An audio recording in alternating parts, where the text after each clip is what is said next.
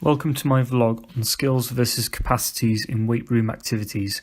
Over the next 10 minutes I intend to introduce you to a small selection of athletes I work with and highlight what we've identified and are now working on to address a lack of skill or a lack of capacity in order to optimally perform the squat and snatch exercises.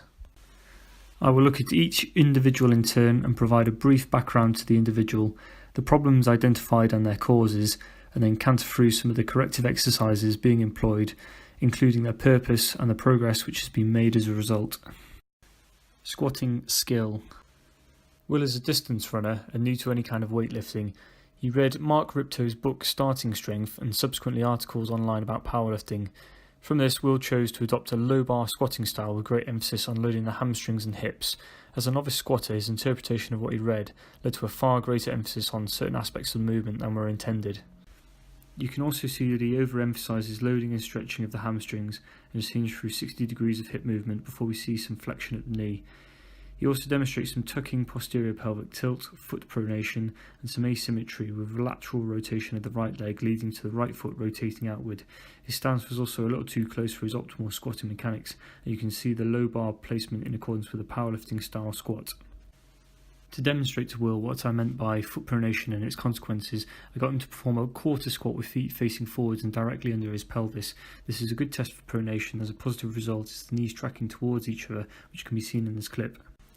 I then cued active feet rather than passive, which can be broken down into high arches, 3 points of conscious pressure, inside and outside of the ball of the foot and the heel, toes firmly gripping the floor and some external torque.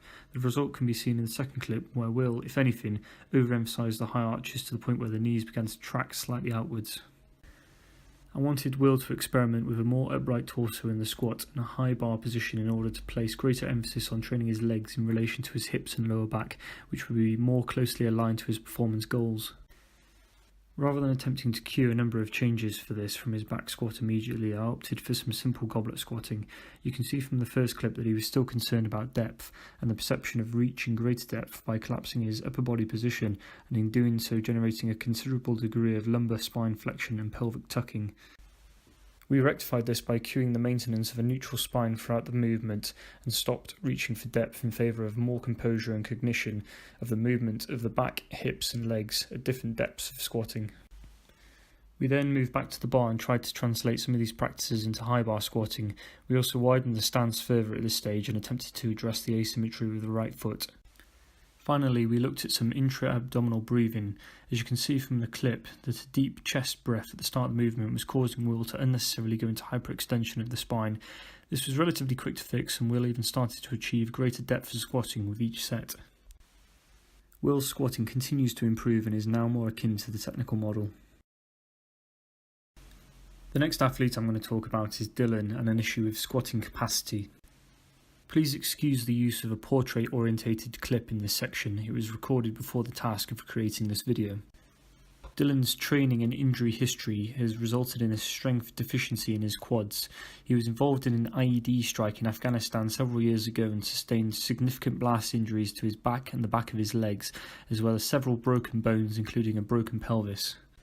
As a result of the injuries sustained, his rehab program focused almost entirely on back, glute and hamstring strengthening exercises. After several years of focused training, rather than adjusting the balance of strength training exercises, he continued until his posterior chain strength actually surpassed the strength he can exhibit in a number of other movement patterns. Lack of quad strength in the back squat has led to a plateau in his strength development. As you can see, he initiates rising out of the bottom of the squat with the knees shifting rearward and the hips rising without an equivalent degree of movement with the bar rising. This is as he shifts the load rearward, favouring the dominant posterior chain and generating a good morning style movement pattern as part of a goal orientated lift. This means the quads aren't being sufficiently stressed by repeating this pattern under a demanding load, where the posterior chain becomes a limiting factor to further progression. The fact the knees shoot back first isn't a lack of skill, because the quads don't have the strength to lift the weight, and good squatting mechanics can be observed with Dylan when using sufficiently submaximal load within the capacity of the quad strength. Consequently, over many months we've been focusing on building the quad strength through a range of exercises which maximise quad involvement and have sufficient dynamic correspondence with the strength improvements which we are trying to generate in the back squat. Closely aligned with the back squat but with greater emphasis on quad involvement is the front squat, which was utilised heavily in Dylan's progressive training programme. The demands to hold the bar on the shoulders in front of the neck also incentivise maintaining a more upright torso and preventing the good morning style squat so that the bar isn't dropped forward. Due to a relatively large volume of front squatting, to prevent unnecessary stress on the wrist and shoulders, we also occasionally incorporate front squat variation with straps to grip. We also incorporated incline leg press with a pause at the bottom, single-legged incline leg press to address some asymmetric issues, and some sled drags. Of note, I don't have access to a leg extension machine with this athlete, otherwise that may have also been used in conjunction with the exercises already listed.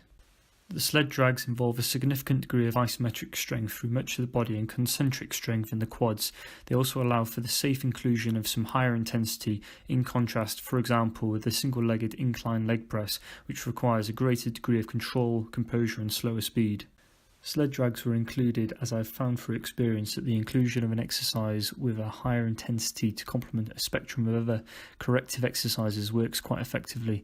An exercise included for this reason needs a low score on the WES scale, standing for weight bearing, eccentric portion and skill level, ensuring that it is as safe as possible for the participant. The result of many months of this strength training is more effective squatting mechanics with a more even distribution of load between the quads and posterior chain. As you can see, the form now more closely resembles the technical model, and Dylan recently achieved a significant PR. The next athlete I'm going to talk about is Dave and his lack of capacity to perform the snatch safely and without pain. At first glance his movement and positioning appear to be fairly good. Here he is performing a no-feet snatch as part of some skill work we're working on. However, there's a clear capacity issue with the bar overhead which can be seen in the second video. The unevenness of the bar and the shrug on the right actually stems from a problem with the right lat, which is threefold: a lack of strength, activation and mobility. These problems manifest themselves as a shrug on the right side caused by a contraction of the upper trapezius in order to compensate and stabilise the shoulder joint. I don't have sufficient time to fully explain why this occurs, but it is a problem which frequently occurs with a typical CrossFit training regime. In a typical CrossFit training modality, most movement involves pronated hands, internally rotated arms and shoulders, little to no horizontal pulling movements, and almost all of the lifting involves moving weight in a vertical plane.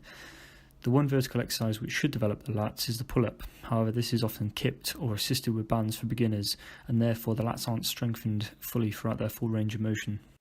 The result of all this is often well-developed spinal erectors, upper traps, front deltoids, and some of the other musculature surrounding the shoulder, but not the lats.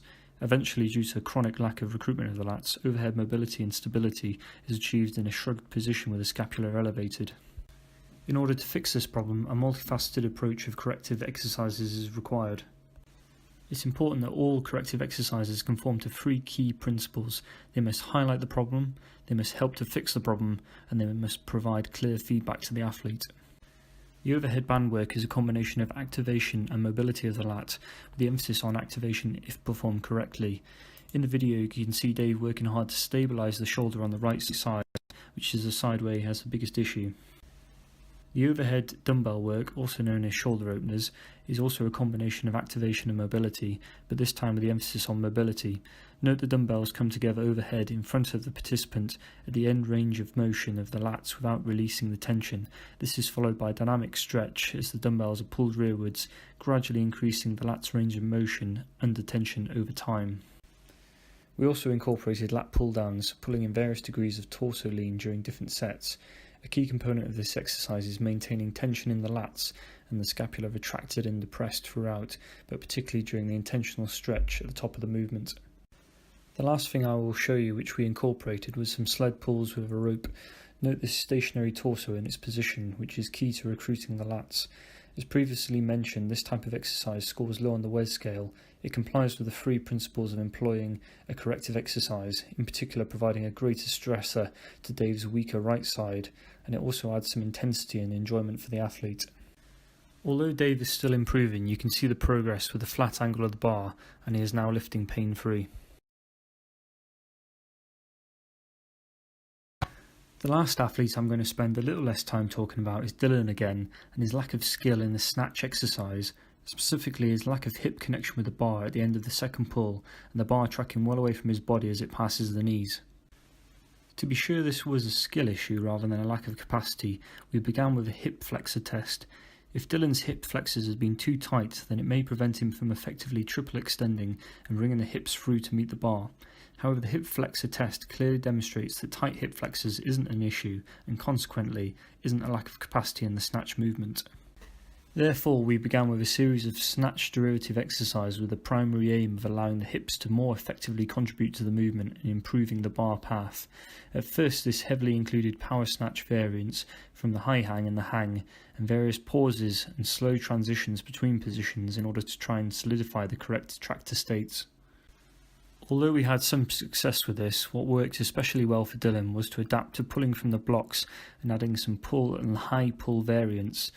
We did a snatch high pull from the blocks into power snatch from the blocks complex with the aim of connecting with the hips and cueing flared elbows to assist with the bar tracking close to the torso.